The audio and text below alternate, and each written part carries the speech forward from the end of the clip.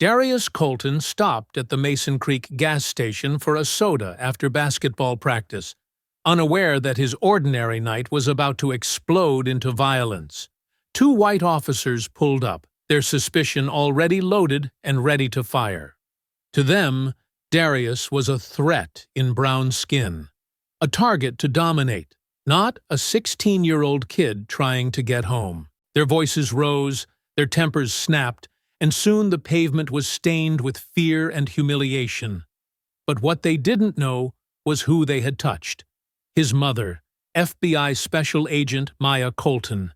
And when she arrived, every badge in sight froze. Before we go any further, comment where in the world you are watching from and make sure to subscribe, because tomorrow's story is one you don't want to miss. The humid Georgia air clung like a wet blanket as Darius Colton pushed open the glass door of Bright Mart gas station. The bell chimed softly, and the cool blast of air conditioning hit his face. His basketball jersey stuck to his back, still damp from practice. The fluorescent lights hummed overhead, casting a harsh glow across the empty aisles. "Evening, Mr. Jennings," Darius called out, nodding to the older man behind the counter. Carl Jennings looked up from his newspaper and gave a tired smile. "How was practice, son?" Carl asked, folding his paper. "Good. Coach says I might start next game." Darius headed toward the drink coolers, his sneakers squeaking against the linoleum floor. He pulled out his phone and typed a quick message to his mom. "Be home in 10. Want anything?" The cooler's glass door fogged up as he opened it, reaching for a Sprite. His phone buzzed. Maya had replied, "Just you, safe and sound."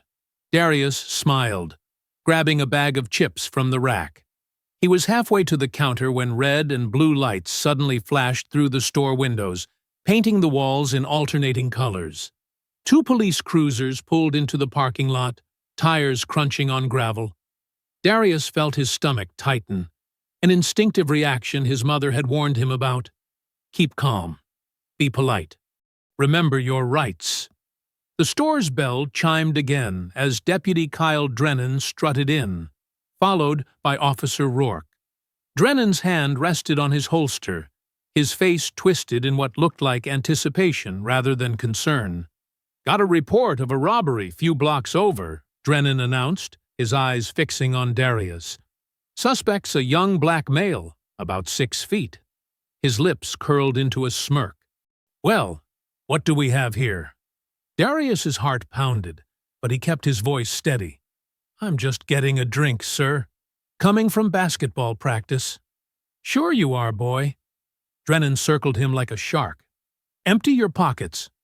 "I haven't done anything wrong," Darius said softly, still clutching his unopened Sprite and chips. "I'm a regular here. Ask Mr. Jennings." Carl shifted behind the counter, clearing his throat. "Officers, the kid's fine. He comes in here all the time after practice." Drennan ignored him. "I said empty your pockets. Now!" Officer Rourke moved to block the door, his face a mask of forced authority hiding obvious nervousness. With trembling hands, Darius placed his items on a nearby shelf and pulled out his pockets. Phone, wallet, basketball keychain. "See? Nothing, sir." "Oh, you think you're smart?" Drennan grabbed Darius's arm. "Outside. Now." "Wait, please!" Darius started, but Drennan was already dragging him toward the door. "Mr. Jennings, call my mom. Please." The night air hit him like a wall as they shoved him outside. Drennan slammed him against the patrol car's hood, pressing his face against the warm metal. "Spread 'em." "I'm not resisting," Darius said, his voice cracking. "Please, I haven't done anything." A small crowd had begun to gather.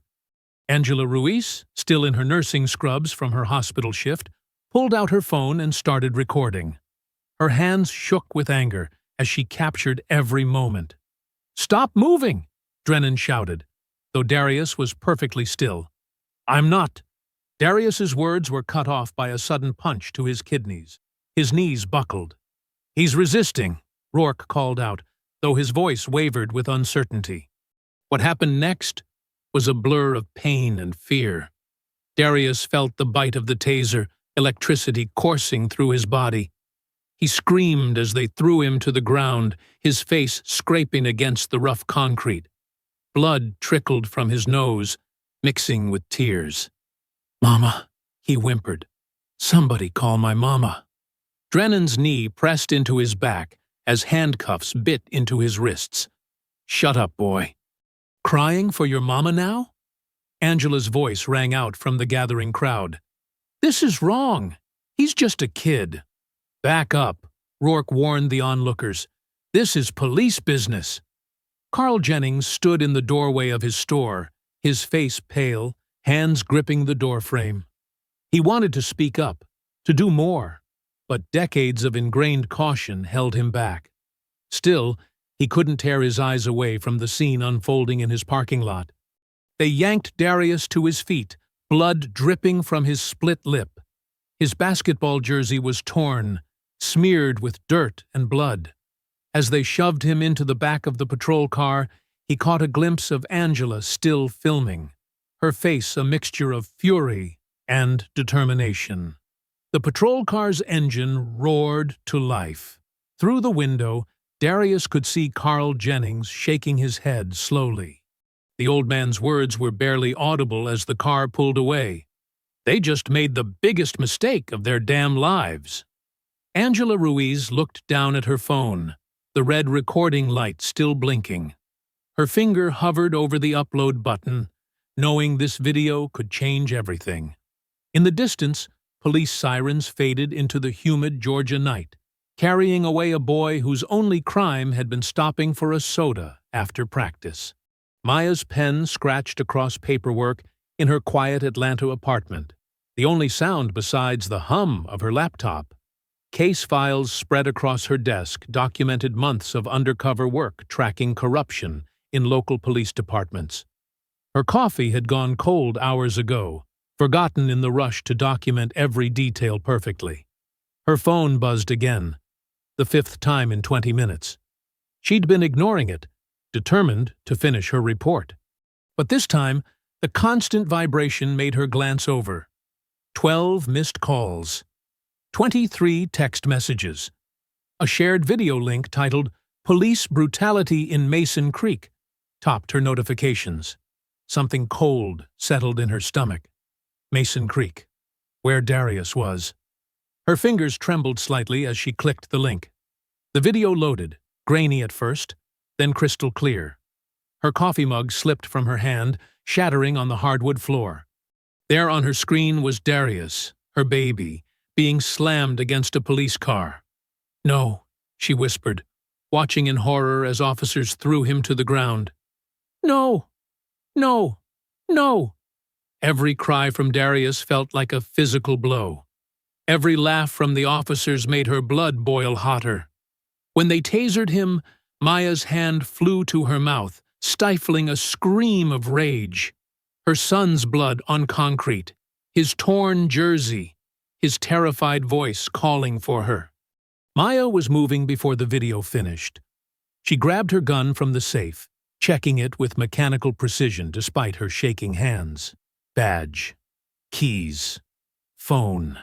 Her mind raced through protocols and procedures, even as maternal fury threatened to overwhelm her. The elevator was too slow. She took the stairs 3 at a time, bursting into the parking garage. Her black FBI-issued SUV chirped as she unlocked it. The engine roared to life, and she peeled out of the garage, lights flashing. 2 hours. 2 hours to reach Mason Creek. Too long. Her hands gripped the steering wheel until her knuckles went white. Memory flashes hit her as she drove, teaching Darius how to handle police encounters, drilling him on his rights, watching him practice saying, "Yes, sir," and "No, sir," in the mirror. All her careful preparation, all her protection, stripped away by 2 badges and systemic racism. "Keep it together," she muttered to herself, weaving through traffic. "Think like an agent. Document everything." She called her supervisor, leaving a detailed message about the situation. Next, she contacted her lawyer, then the Civil Rights Division. Each call was precise, professional, her voice betraying none of the fear and rage churning inside her. The Mason Creek Police Department came into view just before midnight. A squat brick building with peeling paint and flickering fluorescent signs. Maya parked directly in front of the entrance, leaving her emergency lights flashing. Inside, the front desk officer barely glanced up. "Can I help you?" "I'm here for Darius Colton." Maya's voice was steel wrapped in silk. "You have my son in custody." The officer sighed, bored. "Visiting hours are over. Come back tomorrow to post bail." "I'm not here to visit." Maya's FBI badge slapped onto the desk. "I'm here to take my son home. Now." The badge caught the fluorescent light, golden and official. The officer's eyes widened. Phones stopped ringing. Conversations died mid-sentence. The entire precinct seemed to hold its breath. I'll get the chief," the officer stammered, scrambling from his desk. Maya stood perfectly still, counting breaths to stay calm. Her trained eye caught everything: security camera positions, officer nameplates, the subtle shifting of papers on desks. Evidence. All of it. Evidence. Chief Charles Harlan appeared, all Southern charm and pressed uniform. His smile never reached his eyes. "Agent Colton, what a surprise. I wasn't aware the FBI had interest in local matters." "Where is my son?" Each word was precisely enunciated. "Now, ma'am, your boy was caught up in a robbery investigation." Matched the description perfectly. When our officers attempted to question him, he became combative. "I saw the video." Maya stepped closer. "I want the body cam footage. Now." Harlan's smile tightened. "Unfortunately, there seems to be some technical difficulty with those files. Equipment malfunction, you understand." "Both cameras? Simultaneously?" Maya's laugh was sharp as broken glass. "That's quite a coincidence, Chief Harlan." "These things happen." He spread his hands in a gesture of false helplessness. "But I'm sure once everything's sorted out." "My son." "Now." Something in her voice, or perhaps the barely contained fury in her eyes, made Harlan step back. He nodded to a deputy, who hurried to fetch keys. They led her to the holding cells. Darius sat hunched on a metal bench, his tall frame trying to make itself smaller. Dried blood crusted his nose and lip. His jersey, the one she'd saved 3 months to buy him, was ruined. The cell door clanged open. Maya knelt in front of her son, gently touching his bruised face. His skin was cold, his eyes distant. "You're safe now, baby," she whispered, pulling him close. "They have no idea who they just messed with." Dawn crept over Mason Creek, painting the sky in shades of gray and pink. Maya's FBI-issued SUV glided through empty streets, her eyes constantly darting between the road and her mirrors. Every patrol car they passed made Darius sink lower in his seat. The silence in the car felt heavy, broken only by Darius's occasional winces when they hit bumps. His swollen face looked worse in the growing light. The medical report from the emergency room sat in Maya's briefcase. Contusions, mild concussion, bruised ribs. Each injury catalogued, photographed, and documented. "They following us?" Darius whispered, his voice hoarse. "No, baby." Maya reached over to squeeze his hand. "But I'm making sure." Her phone rang, the sound harsh in the quiet car. The caller ID showed Agent Shaw, FBI supervisor. Maya connected it to the car's Bluetooth. "Agent Colton," Shaw's gravelly voice filled the vehicle. "I've been briefed on the situation in Mason Creek. Sir, I'm preparing a full report on multiple civil rights violations, evidence tampering, and—" "Stand down, Maya." Shaw's tone was firm. "This isn't a federal matter. Local PD has jurisdiction." Maya's jaw clenched. "With all due respect, sir, they assaulted my 16-year-old son." They deleted body cam footage. They're covering up. I understand you're upset as a mother, Shaw cut in, but don't make this personal. Don't turn this into a federal incident. Handle it through proper channels. Proper channels? Maya's laugh was bitter. Like the Internal Affairs Department that Chief Harlan's brother-in-law runs? That's an order, Agent Colton. Stay out of it. The call ended. Maya's hands tightened on the wheel until her knuckles went white. Mom? Darius's voice was small. Maybe we should just let it go. I don't want you to lose your job. Maya pulled into their driveway, turning to face her son. In the growing light, she could see every bruise, every scrape. Her baby boy, who'd never hurt anyone, who helped elderly neighbors with their groceries and tutored younger kids in math. Tell me everything, she said softly. I need to know exactly what happened. Darius's eyes filled with tears. They didn't even ask for ID. Just grabbed me. When I tried to show them my school card, the big one, Drennan, he laughed and said I probably stole that too. Maya's throat tightened. What else? They kept... Darius wiped his eyes. They kept making jokes about running. The younger one, Rourke, he got real close and whispered, Bet your mama taught you how to run, huh?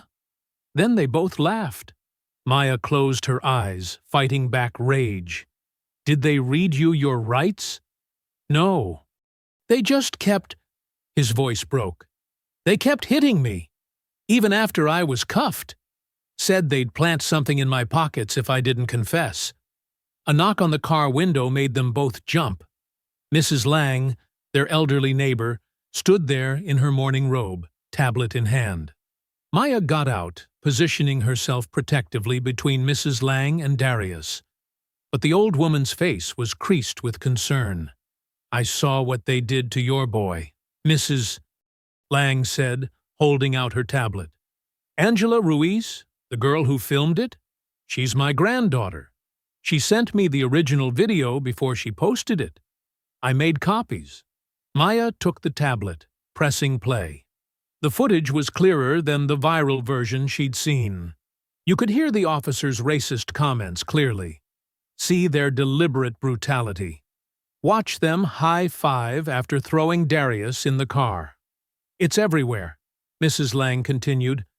Twitter, Facebook, all over the news. People are using some hashtag, justice for Darius.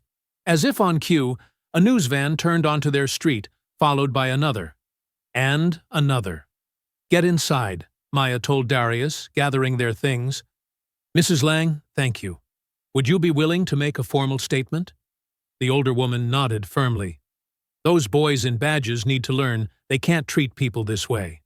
Not anymore.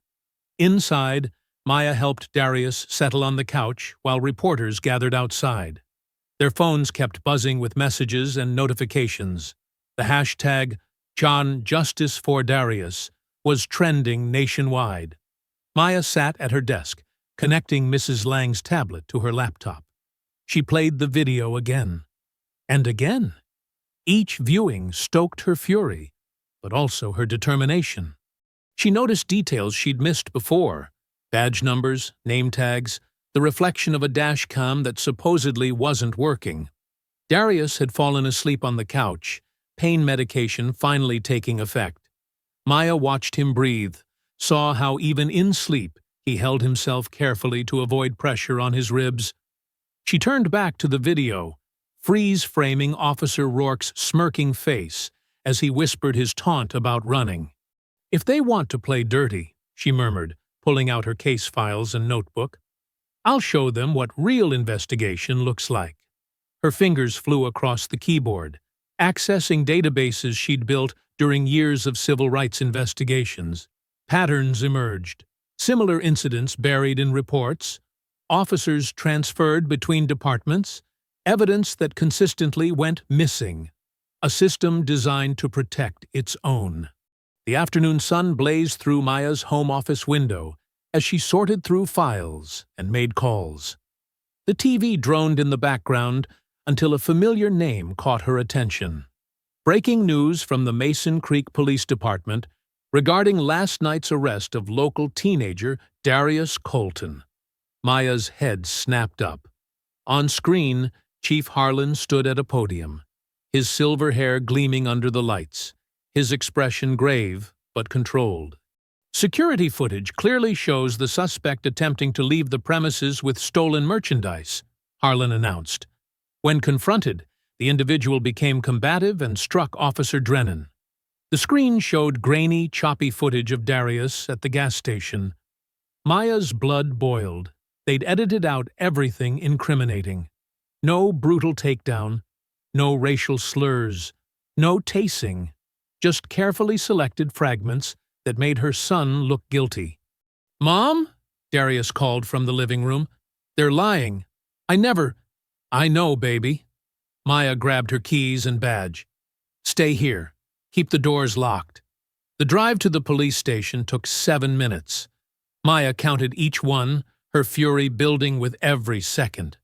The parking lot was crowded with news vans and protesters holding hastily made signs, "Justice for Darius," and "Stop Police Brutality." Inside, the air conditioning hit her like a wall of ice.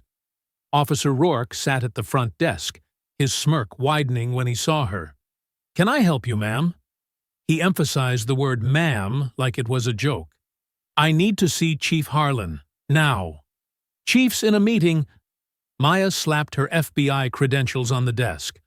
"Tell him Agent Colton is here about tampering with evidence in a federal investigation." Rourke's smirk faltered. He picked up the phone, whispered something, then nodded toward the hall. "He'll see you." Maya noticed everything as she walked through the station. The subtle nods between officers, the way Drennan leaned back in his chair, boots on his desk, looking completely unbothered. The quiet conversations that stopped when she passed. Chief Harlan's office reeked of leather and old cigars. He stood behind his desk, hands clasped behind his back, staring out the window. "That was quite a performance on TV," Maya said, closing the door. "Agent Colton, I thought I made myself clear last night. I want the complete footage. Security cameras, body cams, dash cams, all of it." Harlan turned, his smile never reaching his eyes. "I'm afraid that's impossible." "As I explained, there were technical difficulties. Technical difficulties don't selectively edit footage to make an innocent kid look guilty. Your son was caught stealing. By officers who conveniently lost their body cam footage? In a store whose owner publicly stated Darius did nothing wrong." Harlan's smile tightened. "File a formal request, through proper channels." Maya pulled out her phone, opened the FBI database, and typed rapidly. Within seconds, her face darkened. "The case file's already sealed," she said. "How did that happen so fast, Chief? Who do you have working for you inside the bureau?" Something flickered across Harlan's face. Satisfaction, maybe. Or triumph. "I think we're done here, Agent Colton. Don't let your maternal feelings cloud your professional judgment." Maya left the station, her mind racing. The speed of the cover-up, the sealed files, the coordinated response. This wasn't just local corruption. Someone with federal authority was helping them. She drove to the First Baptist Church on Malcolm X Boulevard, where Reverend Samuel Hayes had been leading the fight for civil rights since before she was born. The old church stood proud despite its peeling paint, its doors open to all who sought justice. Reverend Hayes sat in his office, surrounded by yellowing newspaper clippings and civil rights photographs. His eyes were sharp despite his age, taking in Maya's FBI badge and troubled expression.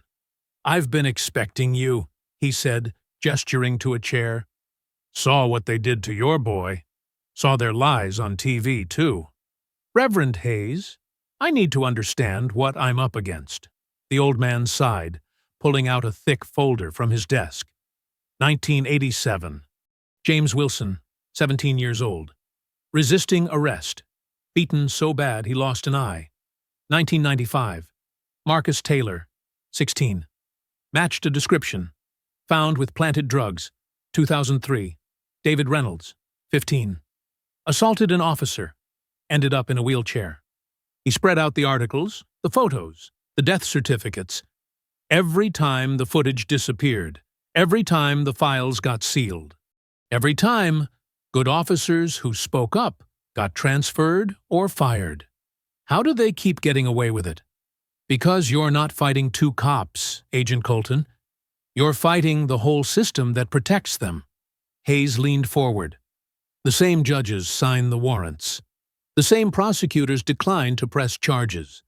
The same federal agents sealed the files. Maya drove home as darkness fell, her mind heavy with Hayes's words and the weight of decades of buried injustice. The house was dark except for Darius's bedroom light. The crash of breaking glass shattered the silence. Maya drew her gun, moving toward the sound. In the living room, a rock lay among glittering shards of window glass. A note was wrapped around it, held by a rubber band. She picked it up, unfolding the paper with steady hands. Leave town or lose your badge. Upstairs, she heard Darius stir. Mom? What was that?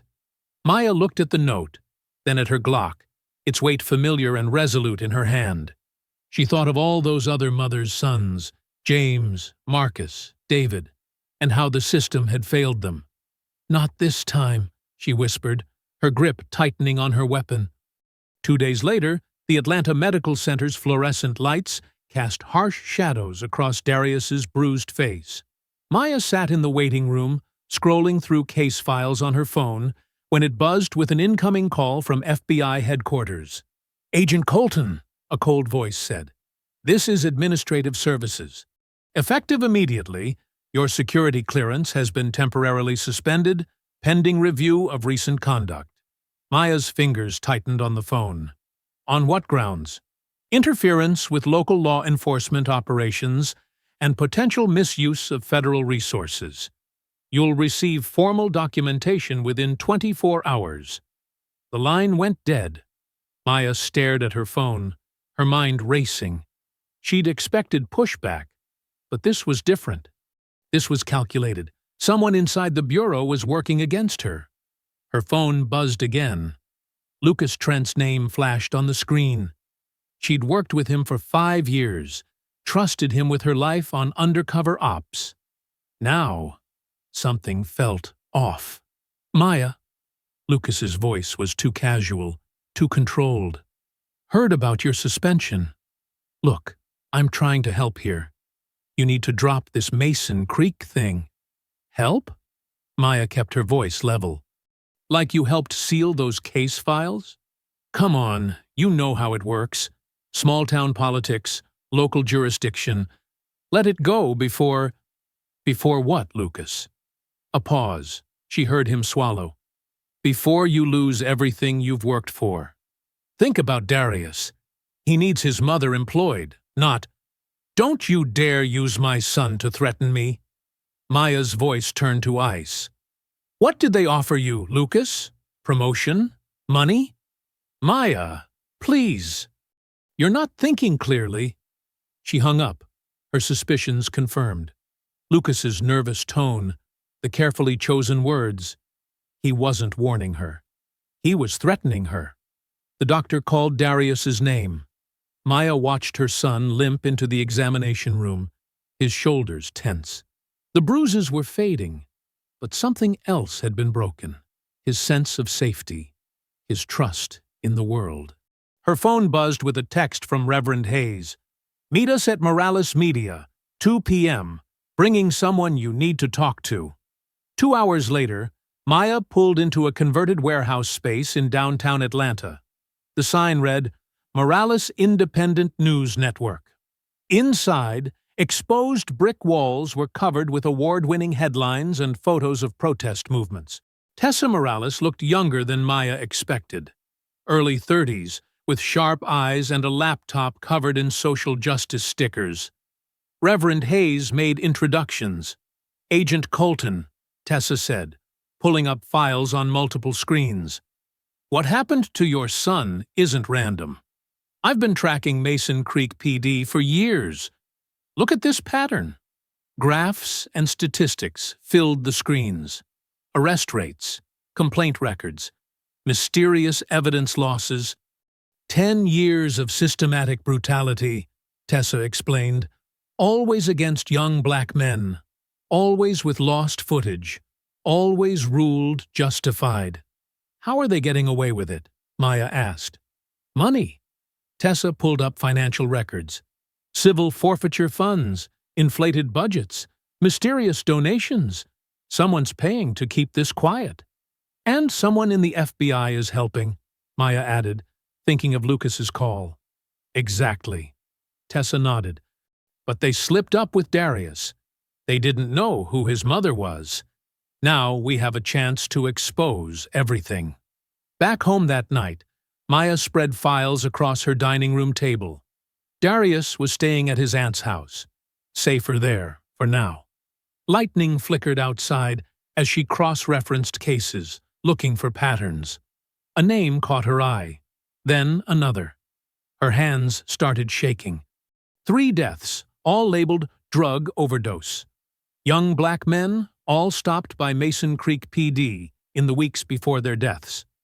All cases involved officers Drennan and Rourke. Marcus Johnson, 19, found in his car with a lethal dose of fentanyl. The dash cam footage from his last traffic stop? Corrupted. Deshaun Williams, 17. Overdosed after a night in lockup. The holding cell camera? Malfunctioned. Andre Thomas, 20. Dead in his apartment from mixed substances. The body cam footage from a wellness check by Drennan and Rourke the day before? Lost in transfer. Maya's stomach churned. This wasn't just brutality. This was murder. She pulled up photos of the victims. Young faces, bright smiles. Lives ended too soon. Then she looked at Darius's medical photos. The bruises, the taser marks, the fear in his eyes. The same officers, the same pattern, the same cover-ups. Thunder crashed outside. Maya stood up, walking to the window.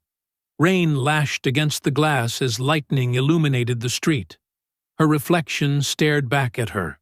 Not just an FBI agent now, but a mother fighting for every child these men had hurt.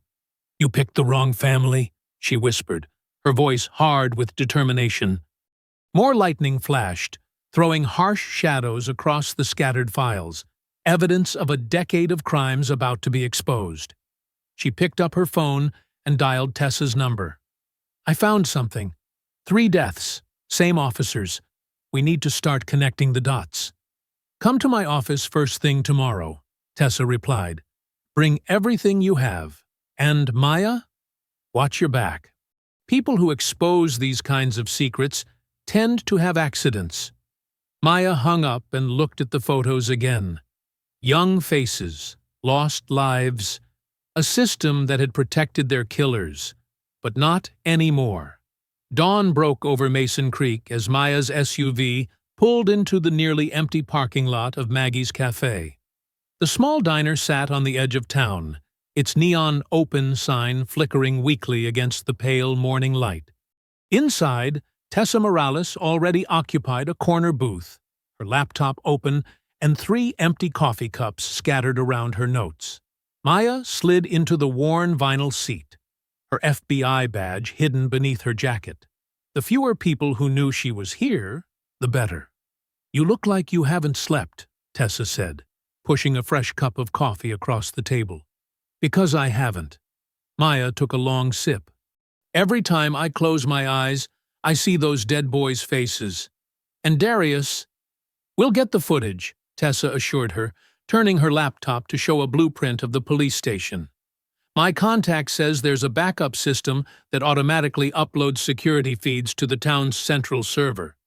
The police seized Carl Jennings's hardware, but they missed something." Maya leaned forward. "How sure is your source?" "He's been the IT guy for 10 years. Hates what he's seen, but was too scared to talk. Until now." Tessa pulled up an email. Says there's a copy in evidence locker B7. Old storage room they rarely use anymore. The bell above the cafe door chimed. Both women tensed, but it was just an elderly couple shuffling in for breakfast. First, Maya said, we need to talk to Carl Jennings. Get his statement on record before they pressure him to change it. The Bright Mart gas station looked different in daylight. Smaller, sadder. Carl Jennings stood behind the counter, his weathered face tight with anxiety, as Maya and Tessa approached. We're closed for inventory, he called out automatically. Mr. Jennings, Maya said softly, we need to talk about what happened to my son. The old man's hands trembled as he arranged candy bars that were already perfectly aligned. I already told the police, everything. No, Tessa corrected, setting up her small camera. You told them what they wanted to hear. Now we need the truth. Carl's shoulders slumped. He looked at the spot where Darius had been thrown down, then at Maya. Your boy didn't do anything wrong.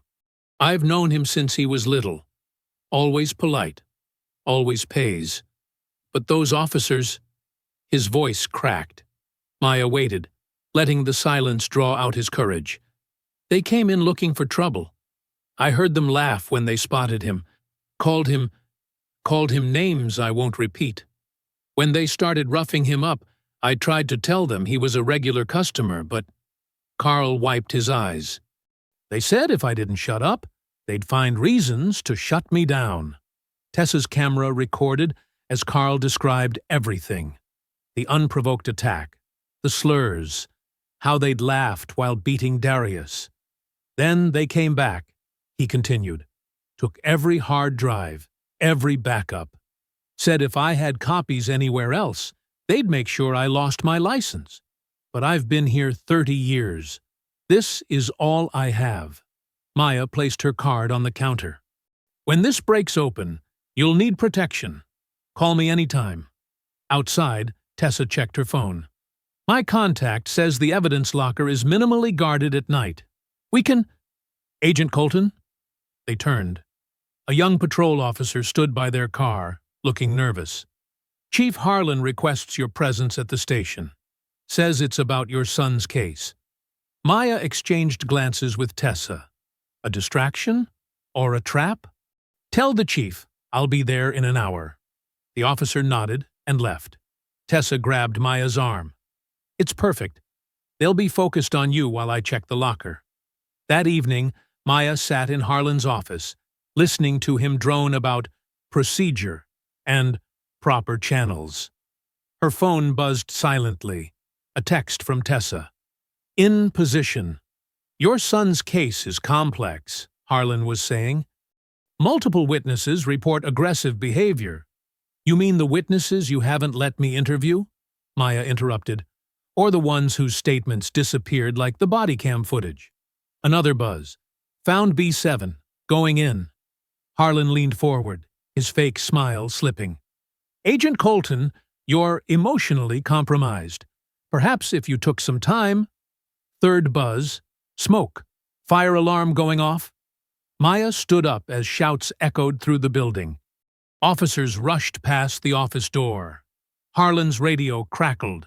Fire in the evidence room! East wing! She ran through the chaos, following the smoke to the evidence storage area.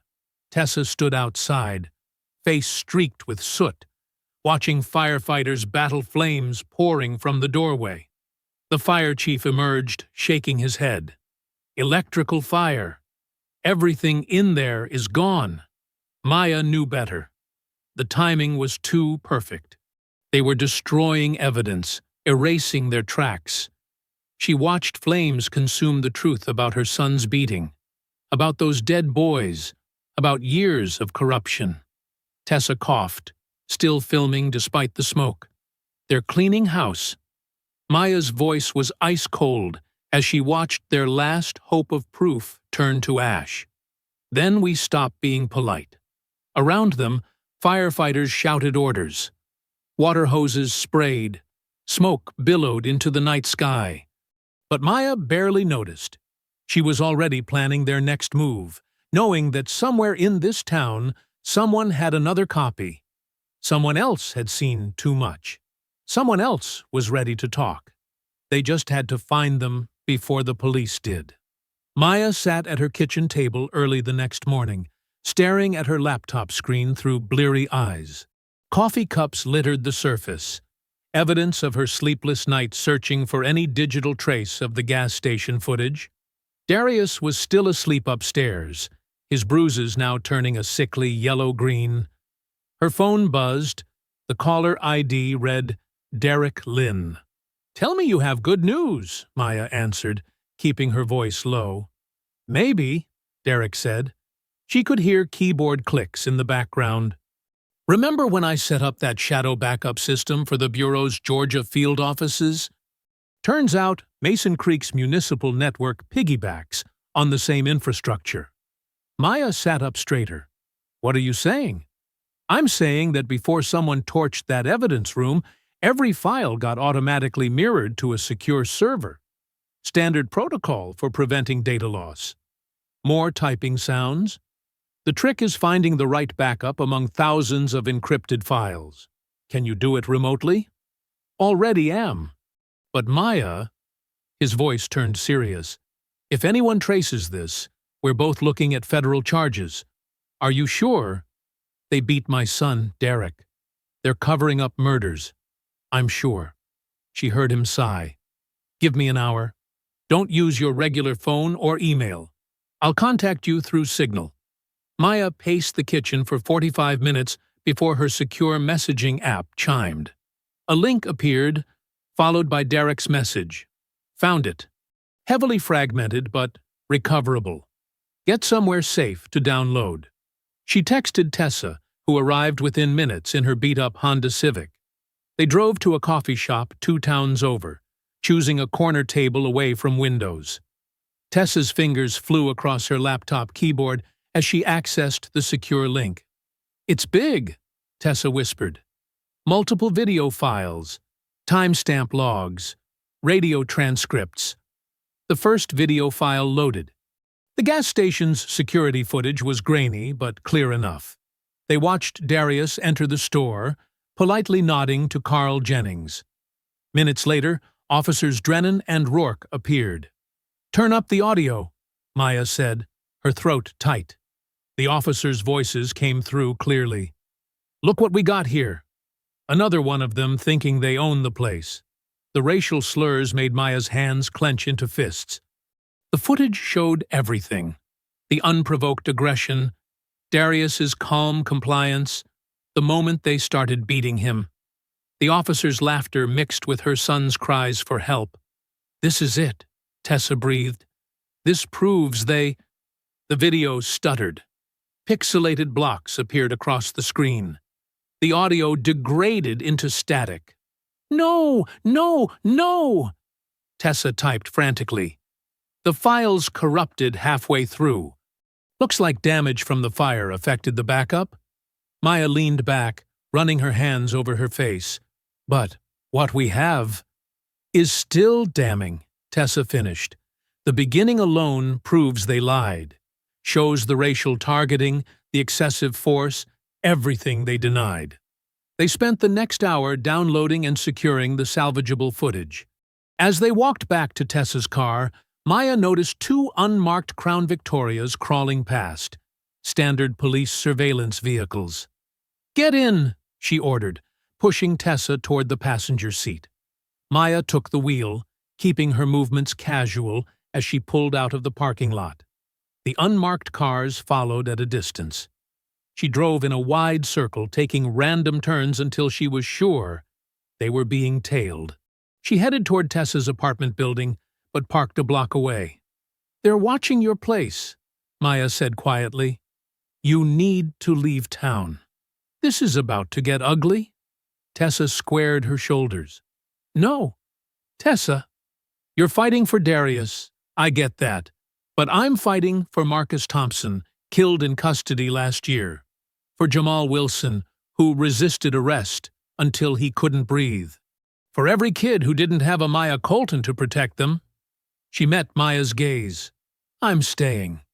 The unmarked cars drifted past again, moving like sharks circling prey. "Then we do this smart," Maya said. "Upload the video, but through proxies. Anonymous account. Let it spread naturally. Make it harder to trace." They worked from Tessa's laptop, routing the upload through multiple servers. The video file was titled simply, "The Truth About Mason Creek Police." "Ready?" Tessa asked, her finger hovering over the enter key. Maya thought of Darius's bruises, of Carl Jennings's fear, of 3 dead young men who never got justice. "Do it." The upload bar filled slowly. Complete. Posted. For 5 minutes, nothing happened. Then 10 shares. Then 100. Comments flooded in. Local news stations picked it up. Then national outlets. Maya's phone exploded with notifications as the hashtag genre Justice for Darius trended again, this time with hard evidence. Calls for investigations poured in. The partial footage played on repeat across social media, each share building more public outrage. "Look at this," Tessa said, showing Maya her screen. The video had reached 1 million views in under an hour. "They can't bury it now. Too many people have seen it." Through the car window, Maya watched the unmarked police vehicles still circling, unaware that their targets had just launched a digital missile. The truth was out there now, spreading faster than they could contain it. She knew there would be consequences, threats, retaliation. But watching the view counter climb, hearing her phone buzz with messages of support and anger, Maya felt something she hadn't since this began: hope. The partial video wasn't perfect evidence, but it was enough to crack their wall of lies. And through that crack, Maya would bring the whole corrupt system down. The video had been online for less than 3 hours when the Mason Creek Sheriff's Office released their definitive footage. Maya watched it on her phone, her jaw clenching tighter with each frame. The new video showed a completely different scenario. Darius appearing aggressive, shoving Officer Drennan before the arrest. The quality was pristine, almost too perfect. "This is ridiculous," Tessa said, peering over Maya's shoulder. "Look at the lighting inconsistencies. The shadows don't even match. It's clearly manipulated." Maya zoomed in on specific frames. Amateur editing job. They didn't even bother matching the timestamp format with their own system. But the damage was already spreading. Local Facebook groups erupted in heated debates. The Mason Creek Community Forum split into warring factions. Those who'd seen the original assault footage versus those claiming it was selectively edited to smear our officers. Maya's phone rang. Assistant Director Shaw's name flashed on the screen. "Agent Colton!" His voice was tight, controlled. "My office, now." The drive to the Atlanta field office took nearly 2 hours. Maya spent it rehearsing responses, preparing arguments. But when she walked into Shaw's office, his expression told her it wouldn't matter. "Sit down," he said, not looking up from a manila folder, her personnel file. She remained standing. "This isn't a request, Agent Colton." "With respect, sir, I prefer to stand." He finally met her eyes. "You're suspended. Effective immediately. Badge and weapon on my desk." "On what grounds?" "Interference with a local investigation. Unauthorized access of federal databases. Leaking of confidential materials." He leaned back. "Need I continue?" "Those officers assaulted my son, which is precisely why you should have recused yourself." Shaw's voice softened slightly. "Maya, you're one of our best, but you've compromised multiple ongoing investigations. The Mason Creek situation requires delicate handling." "Delicate handling?" Maya felt her professional mask slipping. "Is that what we're calling cover-ups now?" "Badge and weapon, Agent Colton. Don't make this worse than it is." She placed them on his desk, each movement deliberate. "You know what's happening there is wrong. What I know is that you're emotional and no longer objective. Go home. Let the proper channels handle this. The proper channels.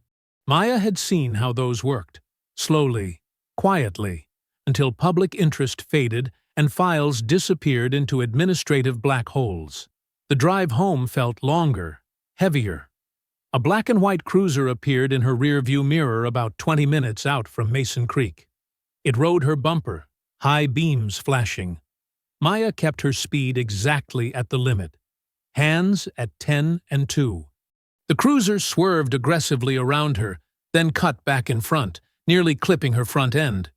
She recognized the tactic: intimidation, trying to provoke a reaction.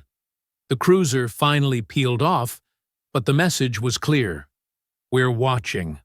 Maya pulled into her driveway as sunset painted the sky orange. A familiar sedan was parked across the street. Lucas Trent's government-issue vehicle.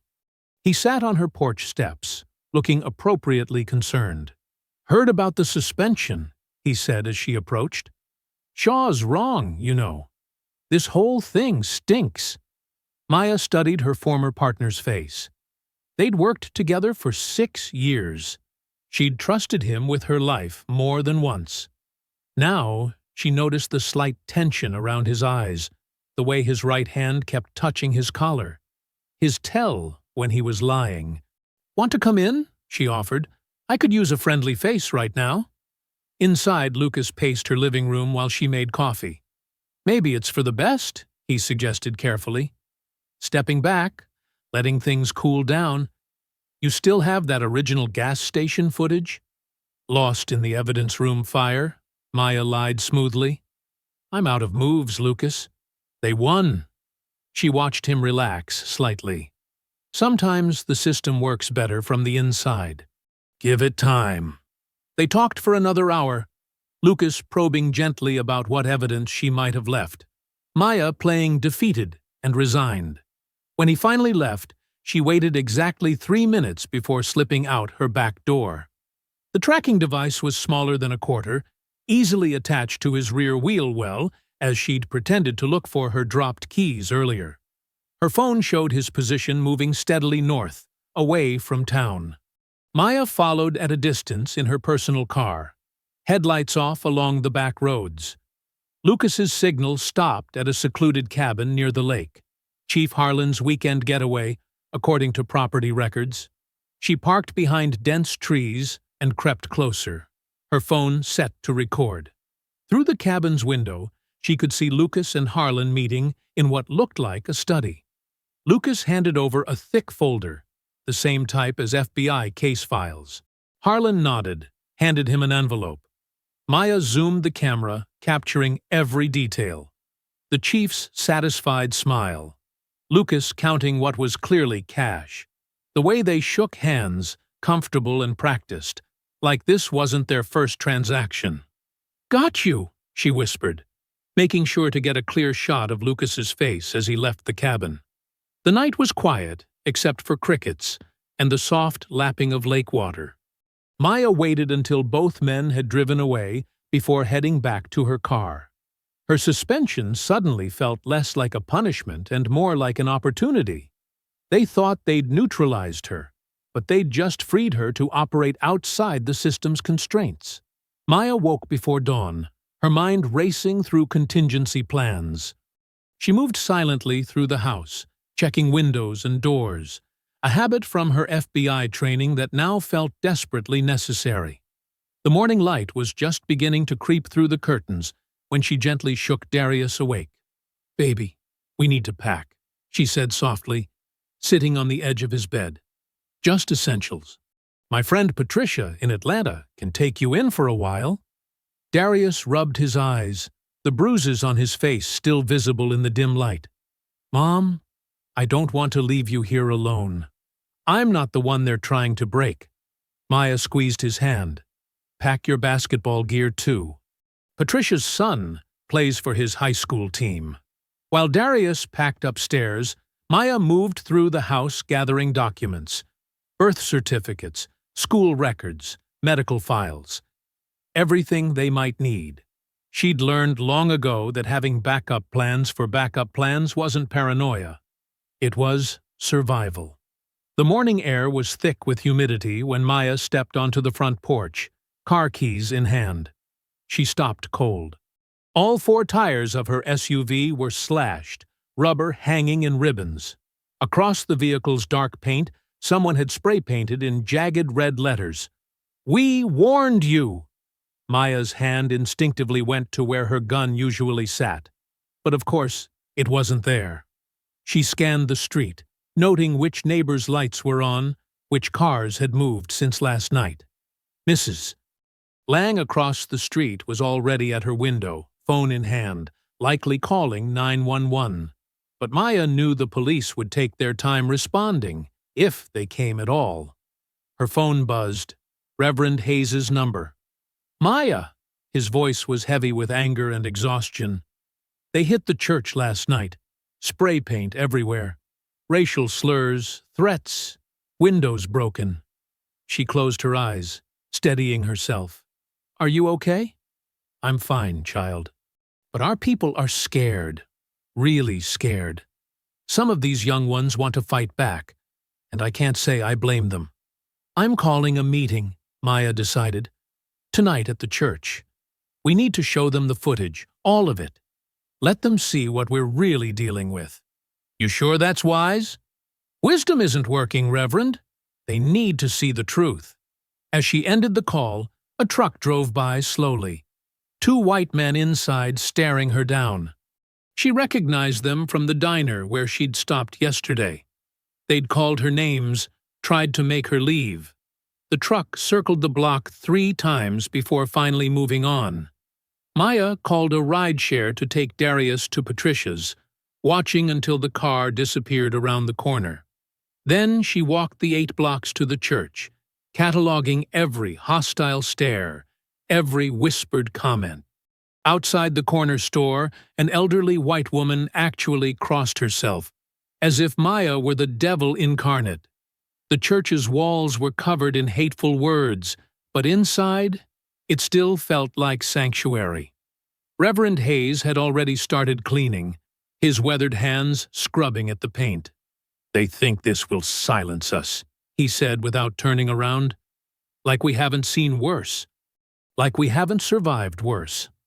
Throughout the day, people began gathering. Word spread through whispered conversations and encrypted text messages. By evening, the church pews were packed, not just with the black community, but with white allies too. Carl Jennings from the gas station sat near the front, his face set in grim determination. Maya stood at the pulpit, her laptop connected to the church's projector. "What you're about to see is hard," she warned. "But it's the truth. And truth is the only weapon we have left." The footage played. The clear, unedited security video showing Darius's assault. Every brutal second, every racial slur, every moment of casual cruelty. The sound of her son crying out for her echoed off the church walls.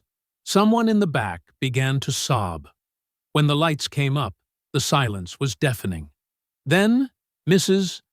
Lang stood up, tears streaming down her face. "My grandson is Darius's age," she said. "Could have been him. Could be any of our children." The crowd erupted, voices raised in anger, in pain, in determination. Maya watched as people who'd been neighbors for decades finally spoke honestly about their fears, their experiences with the police. Reverend Hayes moved through the crowd, channeling their rage into purpose, helping organize protest schedules and safety protocols. Later that night, Maya sat in her car outside the Brightmart gas station, staring at the spot where they'd hurt her son. The security lights cast strange shadows on the concrete where Darius's blood had been. She could almost hear the echo of his screams, see the ghost of his body being slammed against the ground. "You're not just getting justice, Darius," she whispered to the empty lot. "We're changing this whole damn town." The gas station's lights flickered, casting alternating patterns of light and shadow across the pavement. Maya remained there, watching, remembering. Every detail of that night was seared into her memory, not just from the videos she'd seen, but from the pain in Darius's voice when he'd finally told her everything. The way the officers had laughed, the feeling of helplessness as he'd called out for her. A police cruiser rolled past slowly, spotlight sweeping across her car. Maya didn't flinch. Let them watch. Let them worry. They thought they were sending her messages with their vandalism and threats. But she had a message for them, too. This time, the victim's mother could fight back, and she was just getting started. 3 days after the church meeting, Mason Creek erupted. Protesters filled Main Street, their signs held high against the scorching Georgia sun. Justice for Darius echoed off brick buildings as hundreds marched peacefully, led by community organizers trained by Reverend Hayes. Maya watched from her position near the courthouse steps, tracking police movements. They'd brought in riot gear, despite the protest permit clearly stating this was a peaceful assembly. She recognized the signs, the subtle positioning, the way officers kept touching their weapons. They were preparing for something. Her phone buzzed. Derek's name flashed on the screen. "Maya, we've got a problem." His voice crackled with static and urgency. "The cloud backup. It's gone. Someone got through my security protocols. They didn't just delete the file, they corrupted the whole server." The ground seemed to shift under her feet. "Can you trace it?" "I'm trying, but—" Derek's frustration was palpable. This wasn't amateur hour. They knew exactly what they were doing. The breach originated from multiple locations, bouncing through servers across 3 continents. Before Maya could respond, she heard shouting. At the intersection, police had blocked the permitted march route. Officers were pushing forward, batons raised. The crowd began to retreat, but there was nowhere to go. More police had circled behind them. "I have to go," Maya snapped, ending the call. She rushed toward the growing chaos, filming with her phone. The first canister of tear gas arced through the air. Screams erupted. Maya saw Mrs. Lang stumble, choking on the gas. She helped the older woman to safety behind a shop awning, her own eyes burning. Through the chemical haze, she watched officers swing indiscriminately at retreating protesters. Her phone buzzed again. "Tessa." "They're raiding my apartment." Tessa's voice was breathless, panicked. "6 officers, claiming they have a warrant for stolen evidence. They're destroying everything. My cameras, my laptops. Maya, all my source files." The line went dead.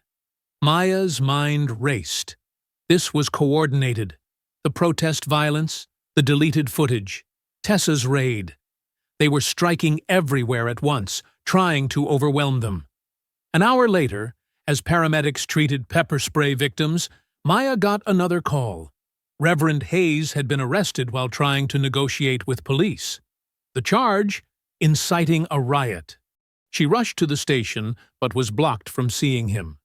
"He's being processed," Drennan smirked from behind the desk. "Might take a while. Paperwork. You know how it is." Maya drove to Atlanta that evening, her hands shaking with rage. She found Darius at Patricia's house, glued to the news coverage. His face was streaked with tears. "They're saying Reverend Hayes attacked an officer," he choked out. "They're calling the protesters thugs. Everything we do, they twist it around. They make us look like the bad guys." "Darius, maybe we should stop, Mom." His voice cracked. "Maybe this is just how things are. Nothing ever changes. We fight, and they just hit harder." Maya sat beside him on the couch, pulling him close like she did when he was small. He was almost as tall as her now, but in that moment he felt like her little boy again, scared, seeking answers she wasn't sure she had. "Baby, listen to me." She chose her words carefully. "Change never starts easy. You know why? Because the people in power, they're comfortable. They like things exactly how they are. So when we stand up, When we demand better, they fight back hard. They want us to feel hopeless. They want us to give up. But what if they win? They only win if we let them. Maya wiped his tears with her thumb. Every movement for justice looked impossible at first. Civil rights, women's rights, workers' rights. People fought and died for those changes. But they didn't stop, and neither will we. Later that night, after Darius had fallen asleep, Maya sat in her car in Patricia's driveway, head resting on the steering wheel. The events of the day played on repeat in her mind. The violence, the raids, the arrests, every bit of evidence vanishing, every ally being targeted. She reached for her glove compartment, searching for aspirin. Her hand brushed something small and hard. Frowning, she pulled out a USB drive she didn't recognize. A note was taped to it in Derek's precise handwriting. Emergency backup, original footage, plus metadata. Kept offline. Stay safe. Maya stared at the tiny device, hardly daring to breathe. Here it was, the complete, unedited footage of Darius's assault. Every second, every word, every damning moment captured in pristine digital clarity. Derek must have slipped it into her car days ago, knowing something like this might happen. Her fingers closed around the drive. They thought they'd erased the truth, buried it under corrupted files and fake warrants. But here it was, safe in her palm, small, but powerful enough to bring down their whole house of lies. Maya's hands trembled as she held the USB drive, staring at her phone. It was 2 a.m., but she knew Tessa would be awake. The journalist answered on the first ring. "They didn't get everything," Tessa said immediately, her voice hoarse. "I backed up most of my files to—" "We're going live tonight," Maya cut in. The silence on the other end lasted only a second. "The church basement," Tessa said. "Reverend Hayes gave me a key before they took him. It's already set up as a media center for the protests. 1 hour. Bring whatever equipment survived." The streets of Mason Creek were deserted as Maya drove through town. A few police cruisers prowled the shadows, but they didn't spot her car. She'd borrowed Patricia's old Honda instead of using her own vehicle. The church's dark shape loomed against the star-filled sky, its windows black except for a faint glow from the basement. Tessa met her at the side door, looking exhausted but alert. Her right eye was swollen, a souvenir from the raid.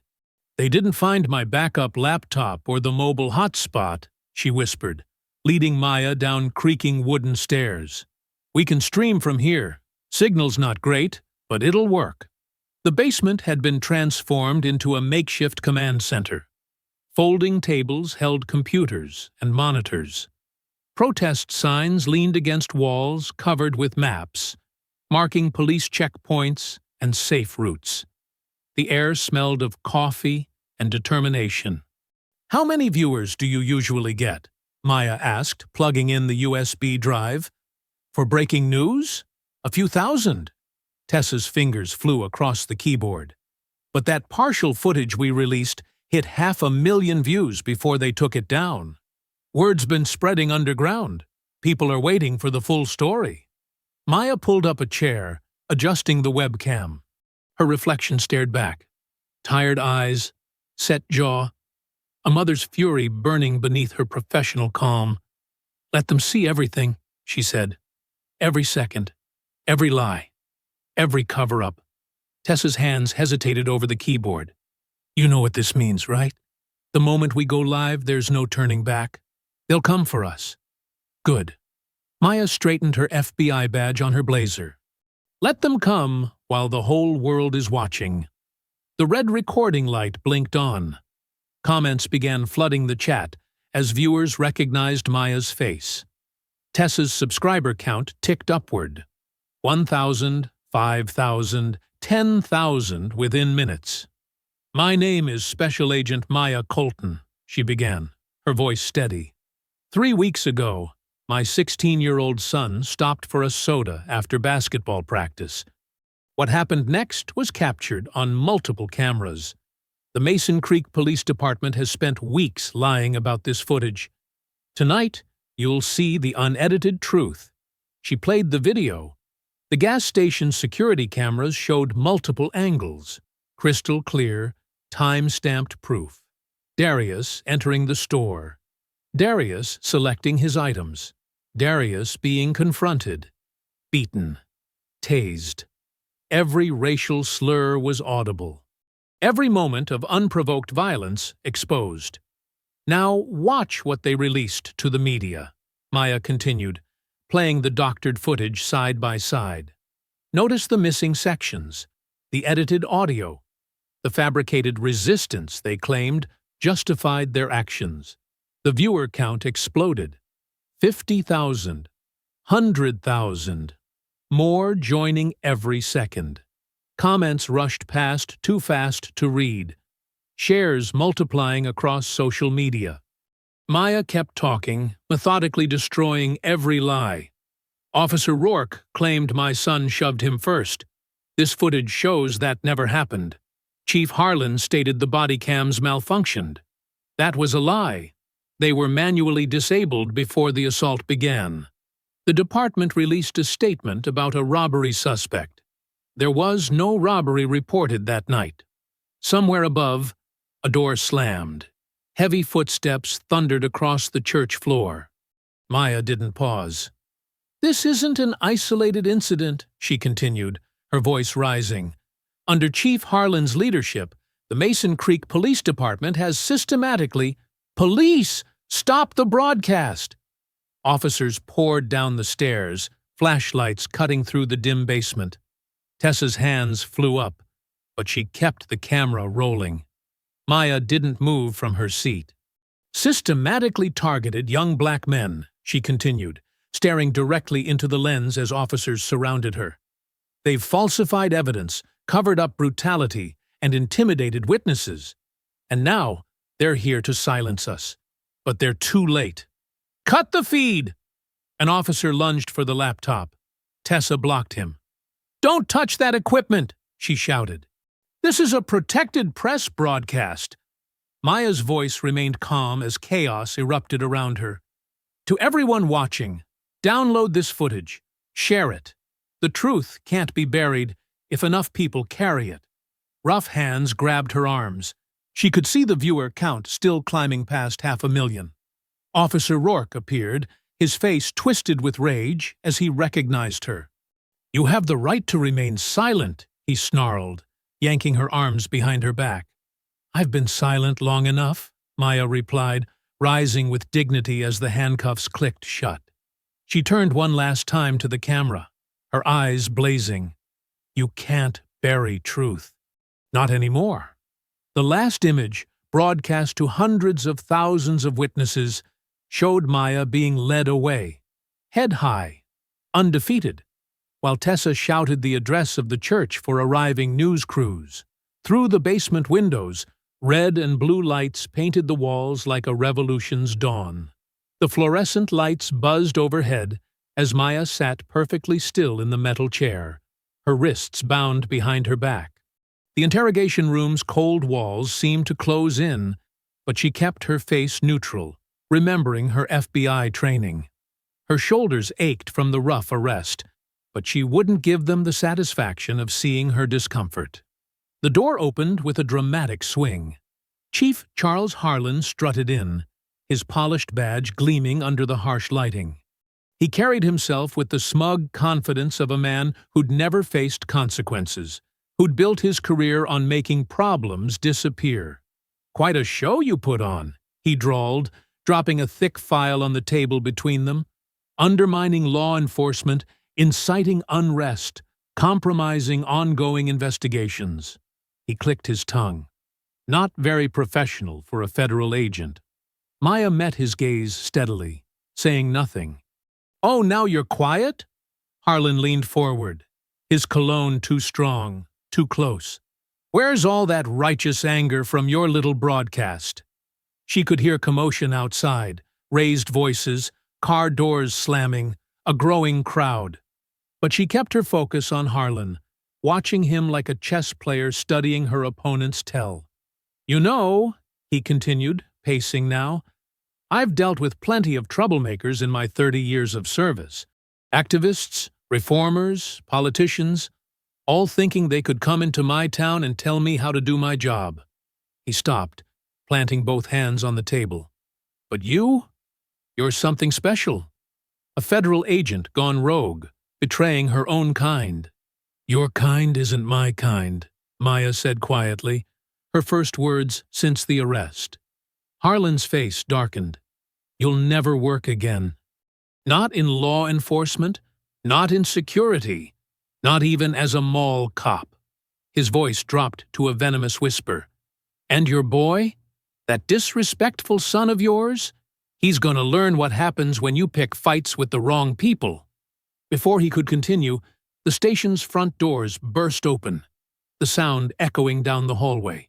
Heavy boots thundered on linoleum. Maya recognized the cadence of federal agents' footsteps, the crisp authority in their voices. "This is FBI Internal Affairs. Everyone stay where you are." Harlan's smug expression cracked. He straightened up, reaching for his radio, but the interrogation room door flew open. Agent Shaw stood there, flanked by two senior IA investigators. His normally perfectly pressed suit was wrinkled. He must have driven through the night from Atlanta. "Chief Harlan," Shaw's voice cut like steel, "step away from Agent Colton. Now." "Now, hold on just a minute," Harlan protested, raising his hands. "This woman broke multiple laws, compromised." "What I see," Shaw interrupted, "is an illegally detained federal agent who exposed systemic corruption and civil rights violations." He nodded to one of the IA agents. "Get those cuffs off her." As the agent unlocked her restraints, Maya rolled her shoulders, never taking her eyes off Harlan. His face had gone from red to pale, the realization of his situation finally sinking in. "The footage has over 2 million views," Shaw continued. "The Attorney General's office called me personally. This station is now under federal investigation. All officers involved in the Darius Colton incident are suspended pending review." Through the windows, Maya could hear the crowd outside growing louder. Hundreds of voices joined together, the words clear even through thick glass. "Justice for Darius! Justice for Darius!" Harlan made one last attempt. "You can't just come in here and—" "We can, and we are." Shaw's voice was ice. "Your department's files are being seized as we speak. Every case for the past 10 years will be reviewed.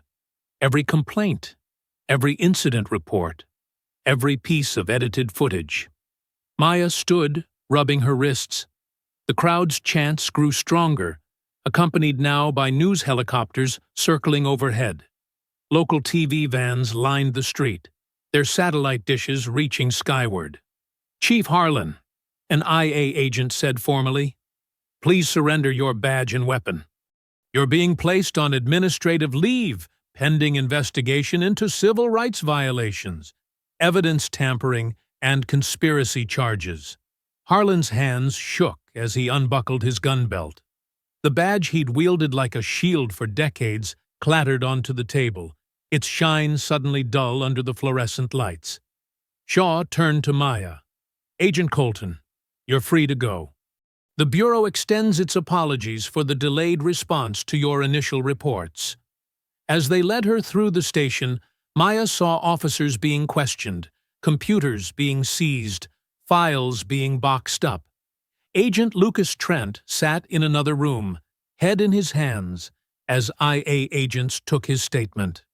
The station's front doors opened to a sea of humanity. The morning sun painted the crowd in golden light. Hundreds of faces from every background imaginable. Black and white, young and old, families with children on their shoulders holding handmade signs. College students linked arms with elderly church ladies. The protesters' signs told stories of other victims, other injustices finally being dragged into the light. Tessa stood at the bottom of the steps, her camera rolling, sporting a fresh bandage over her swollen eye. Reverend Hayes had been released, his collar wrinkled but his spirit unbroken, as he led the crowd in a civil rights hymn. Maya paused at the top of the steps, taking in the scene. This wasn't just about Darius anymore. This was about every mother's son, every victim of unchecked power, every silence finally broken. "It's just starting," she whispered, her words nearly lost in the roar of justice awakening. Maya followed Agent Shaw through the chaos of the police station, where federal agents in dark jackets methodically moved from office to office. The sound of filing cabinets being pried open and computers being disconnected filled the air. Officers sat stunned at their desks, hands flat on surfaces, as IA agents collected their badges and weapons. "We'll need you to identify specific cases," Shaw explained, leading her toward the records room. "Your initial report mentioned patterns going back years. Start with any arrest involving Drennan or Rourke," Maya replied, stepping over cables being run to forensic equipment. "Especially cases with missing or corrupted body cam footage." In the records room, 3 tech specialists had already set up workstations. Boxes of files covered every surface, decades of paperwork being sorted and scanned. Maya spotted familiar names on the folders. Young black men arrested on suspicion, cases closed with planted evidence. "Here," she pointed, pulling a thick file. "Marcus Jenkins, 2019. Allegedly resisted arrest, died in custody. Body cam footage accidentally deleted." Shaw nodded grimly. "Add it to the priority stack. We're building a RICO case, systematic corruption and civil rights violations." Through the window, Maya saw Reverend Hayes being escorted from his holding cell. His shoulders were straight despite the ordeal, his dignity intact. The officers who'd arrested him now couldn't meet his eyes.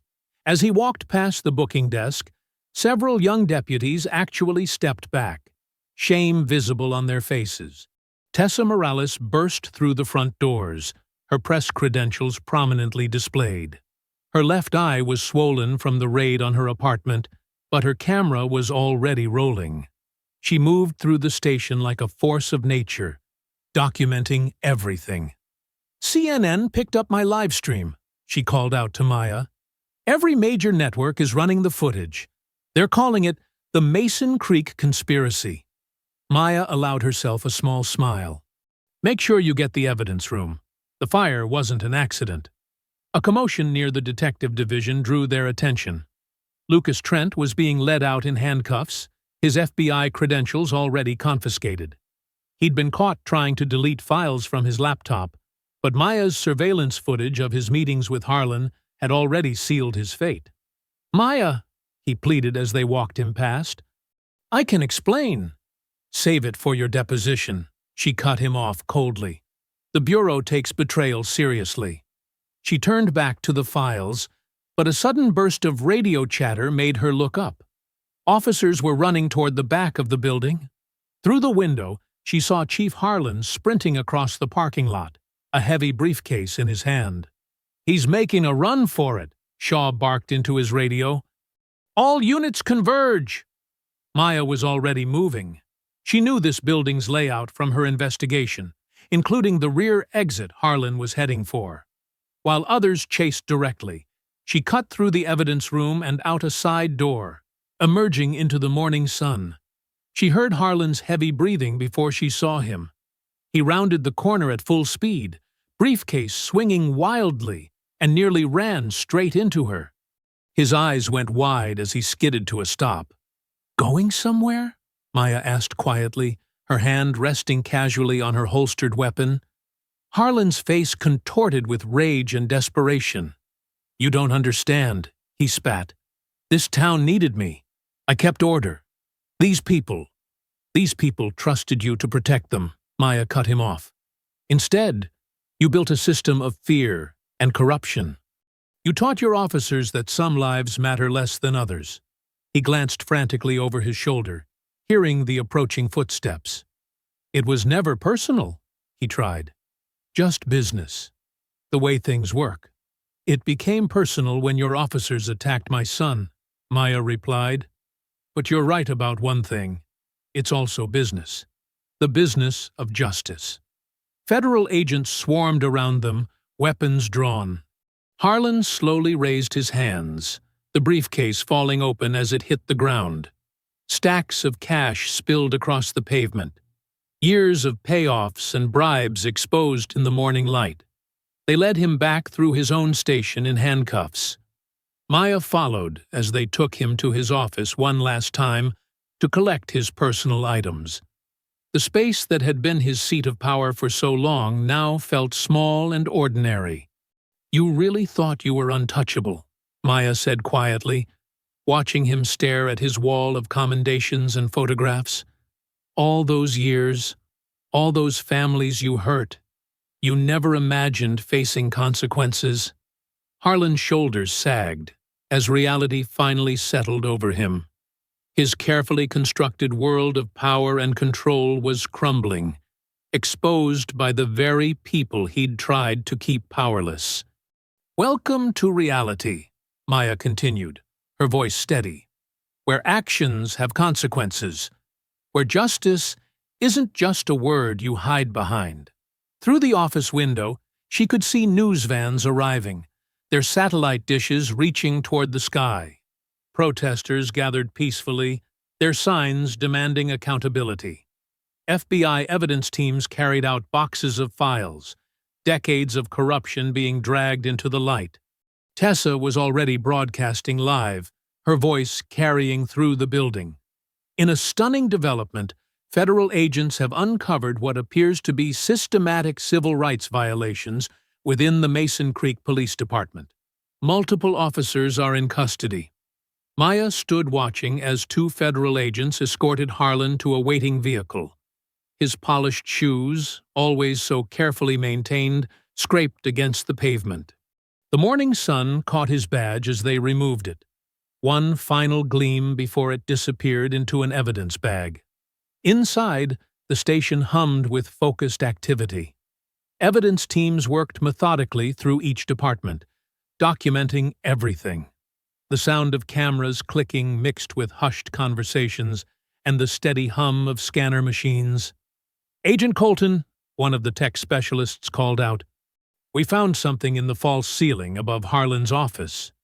Maya followed him back inside. An agent on a ladder was pulling out a dusty metal box. Inside were more files, the ones they'd been most desperate to hide. She recognized some of the names immediately. "Marcus Jenkins, Jerome Wilson, Tyrell Brooks," she read aloud. "All the accidental death cases. They kept physical copies." Agent Shaw appeared beside her. "Old school. Didn't trust computers to keep their secrets." He picked up one of the folders. "This could triple our caseload."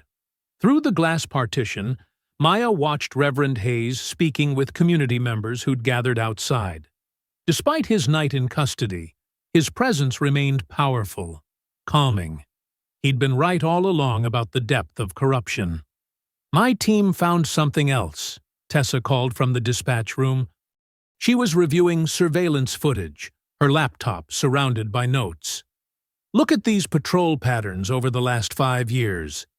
The data showed systematic targeting of specific neighborhoods, higher arrest rates, more use of force, selective enforcement, all carefully documented in their own records. "They weren't even trying to hide it," Maya said, studying the screen. "They were proud of it. Thought no one would ever look closely enough to connect the dots." A commotion near the front desk drew their attention. Lucas Trent was being processed, his FBI credentials bagged as evidence. The man who'd once been her trusted partner couldn't meet her eyes. "Maya," he tried again as she passed, "I never meant for it to go this far. The money was just supposed to be a one-time thing." She paused, studying him. "How many times did we investigate corrupt cops together? How many times did you lecture me about maintaining the Bureau's integrity?" She shook her head. "You chose your side. Live with it." More federal vehicles arrived outside. The mayor and several council members were being brought in for questioning. Maya recognized the pattern. The corruption hadn't stopped at the police department. It had infected the entire power structure. In the evidence room, technicians carefully documented years of planted drugs, stolen property, and forged reports. Each box revealed new layers of systematic abuse. Officers who'd once swaggered through these halls now sat quietly, waiting to be interviewed. "Found the missing body cam footage," one tech announced. It was hidden in an encrypted server. They didn't delete anything, just moved it where they thought we couldn't find it. Maya watched as the videos played across multiple screens. The pattern was always the same: excessive force, racial slurs, false charges. Then the cover-up, reports rewritten, evidence planted, witnesses intimidated. Some of these cases go back 15 years, Agent Shaw noted, flipping through a logbook. Before Harlan was even chief. "He didn't start it," Maya replied. "He just perfected it, made it systematic." She picked up another file. "Look how organized everything is. Every false arrest, every planted piece of evidence, all carefully documented." They thought their records would never see daylight. Outside, more community members gathered. Not to protest now, but to witness. Mothers who'd lost sons, fathers who'd lost daughters, families torn apart by years of targeted harassment. They stood silently, watching justice finally arrive. Tessa moved through the crowd, recording testimonies. "They're not afraid anymore," she told Maya during a brief break. "Every story that was buried, every complaint that was ignored, it's all coming out now." In the chief's office, Maya supervised as agents boxed up decades of corruption. Each photograph on the wall told its own story. Awards received while citizens suffered. Commendations earned through intimidation and fear. The briefcase Harlan had tried to flee with sat open on his desk. Besides the cash, it contained lists of payoffs, dates of evidence tampering, names of officers who could be trusted to follow orders. His entire corrupt empire, documented in his own handwriting. "He actually kept records," Shaw remarked, examining the documents. "Detailed ones." "Men like Harlan always do," Maya replied. "They convince themselves they're running a legitimate operation. They need the paperwork to prove it, even if it's only to themselves." Through the window, she watched as more officers were led out in handcuffs. Not just the ones who'd attacked Darius, but all the ones who'd enabled the system, who'd looked the other way, who'd chosen silence over justice. The unspoken code of blue silence lay shattered. In its place, the sound of truth echoing through halls that had contained lies for far too long. The station that had once been a symbol of oppression was being cleansed, its secrets exposed to the light. As federal agents continued their methodical sweep, Maya picked up a framed photo from Harlan's desk, him shaking hands with the governor, both men smiling broadly, the image of power and respectability he'd worked so hard to maintain. Now it would hang in a courtroom as evidence of just how far the corruption reached. 3 months after the federal raid, Maya Colton stood at a podium beneath the autumn sun. Behind her, the freshly painted community center gleamed white against the Georgia sky. The old municipal building had been transformed, its stark institutional lines softened by murals of children playing, dreams soaring, and justice prevailing. Hundreds of faces looked back at her, familiar now after months of struggle and triumph. Mrs. Lang sat in the front row, the neighbor who'd first shown Maya the viral video. Next to her, Carl Jennings from the gas station, his weathered face proud. Tessa Morales stood to the side, still taking notes even now, her camera hanging ready. "When my son was attacked that night," Maya began, her voice carrying across the hushed crowd, "they thought they were dealing with just another frightened family, just another victim they could silence." She paused, letting the weight of memory settle. They didn't expect us to fight back. They didn't expect you, all of you, to stand with us. The audience stirred, remembering those dark days. The protests, the threats, the late-night meetings in Reverend Hayes's church basement. The slow, steady dismantling of decades of corruption. This center, Maya continued, gesturing to the building behind her, represents more than just a new name. It represents every voice they tried to silence, every truth they tried to bury, every family that refused to accept injustice as normal. Darius sat on stage behind his mother, tall and straight-backed in his basketball letterman jacket. The bruises had long since faded, but something in his eyes had changed. Not hardened, but deepened. He'd learned too early what it meant to fight for dignity. The Darius Colton Youth Empowerment Center will be more than a building, Maya said. It will be a promise. A promise that what happened here won't be forgotten. A promise that the next generation won't have to live in fear of those sworn to protect them. She gestured to where Reverend Hayes sat with other community leaders. When I first arrived in Mason Creek, Reverend Hayes told me I wasn't just fighting two cops. I was fighting a system. He was right. But what he didn't say was that I wouldn't be fighting alone.